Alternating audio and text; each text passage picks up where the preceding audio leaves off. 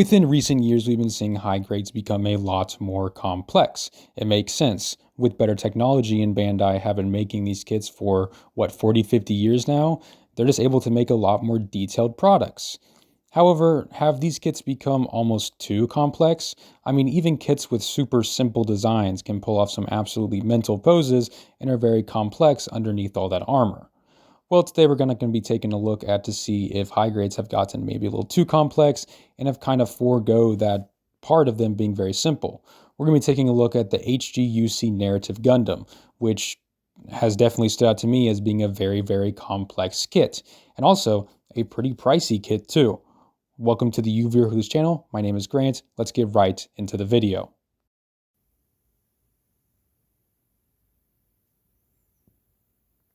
Right here we have the Narrative Gundam C-Packs. This kit released in 2019, and I got it for around $28 in 2025. So that is a pretty expensive kit. I mean, those kits back there were, I think, around the $20 price point. This guy's almost up to the $30 price point. And if you think about it, it kind of makes sense. This kit has 0 color correcting stickers and only has reflective stickers. And I think this is really cool. The entire core fighter unit is completely color separated, which is pretty cool, but that means that this kit does have a lot of detail and was overall pretty complex to build. I'm not gonna lie. And it looks, definitely looks complex. It looks also really nice too. I won't lie. I think this is probably one of my most favorite looking Psycho Frame Gundams. I don't know if I like it more than the Unicorn, but it's definitely really, really cool. Unfortunately, the Narrative Gundam came from a pretty movie. I mean, if anybody's watched it, I think they're all going to agree with me there. But this kit is pretty nice, and thankfully that movie was made pretty late, so it has a lot of new technology in it, definitely compared to the prequel of that, the 2012 Unicorn kits. And I think that this kit definitely is a successor to that Unicorn design, at least in high grade form. I like the Unicorn design more, but that high grade is pretty outdated. You know, even if I do like it a lot, I can't admit it does use a lot of polycaps. Anyways, let's get into the articulation. Articulation with this kit, it has a ball joint at the head. You can get all the articulation you really want out of it.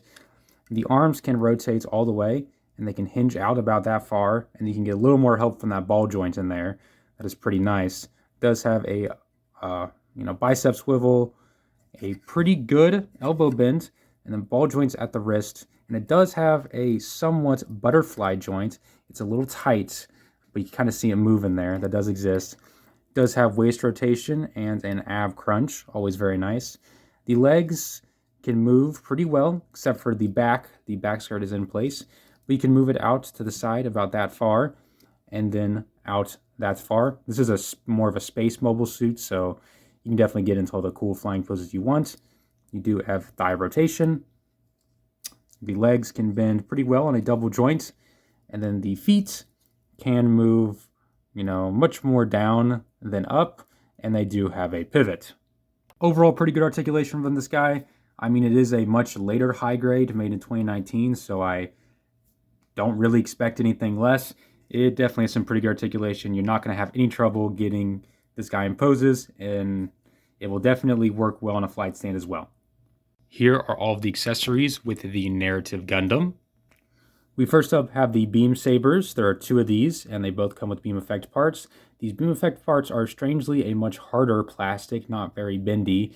You can especially tell it has a bubble in there. Kind of reminds me of the old Lego lightsabers. But they do fit into the hands quite nicely, and there are 2 of them. But the connection onto the backpack is extremely tight.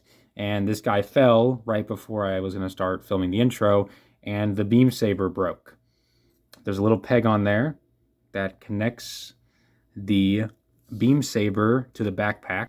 Remove the beam effect. Let's just put that on there. And it is very, very tight, especially if you don't move it for a little bit. So it kind of just snapped. So just kind of be wary of that. It does have a pretty standard backpack connection. You'll have no issue fitting it in there at all. Next up, we have the beam rifle. It does have the only alternate hand, which is a trigger finger hand connected to it. And the beam rifle looks very, very nice, I won't lie. It kind of reminds me of the Jester rifle. No, actually the Jegan rifle. I completely lied. Reminds me of that, but has a little bit more modification, especially with that longer barrel. And to give it to the Narrative Gundam, you just kind of plug it in like that, and it fits extremely well. Now it is time for the shield, and I actually really like this shield. I like the kind of double V it has with the Psycho Frame parts.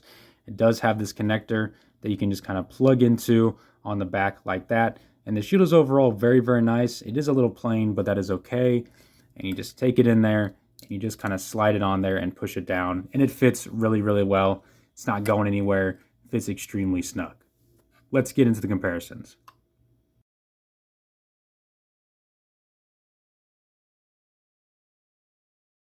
Here we have the Narrative Gundam next to a couple of Unicorn kits. We have the Unicorn Perfectibility, which is the closest thing I have to the Phoenix. And then we have the Unicorn Gundam in the Unicorn mode. These are both knockoffs, by the way. One's definitely better than the other. Then we have it next to the Sinanju, the Jesta, the Kanan version, the Gear Zulu, the Jegan, its sister mobile suit, the new Gundam, the RG 2.0. Here we have it with a couple of general action figures. We have it with Studio Series 100, and then the 6-inch Black Series action figure of the 501st Phase 1. Then there's a Lego minifigure down there. Kind of hard to see. This Narrative Gundam is pretty big for a high grade. Not pretty big. It's compared to like the Zai Gundam, it's pretty small, but you kind of get the point. It's a larger high grade. And then the Sharpie. So, is this kit too complex? Honestly, it kind of is. I don't really think that the butterfly joint works too well, especially since I haven't really ever needed to use it, and it doesn't really work very well.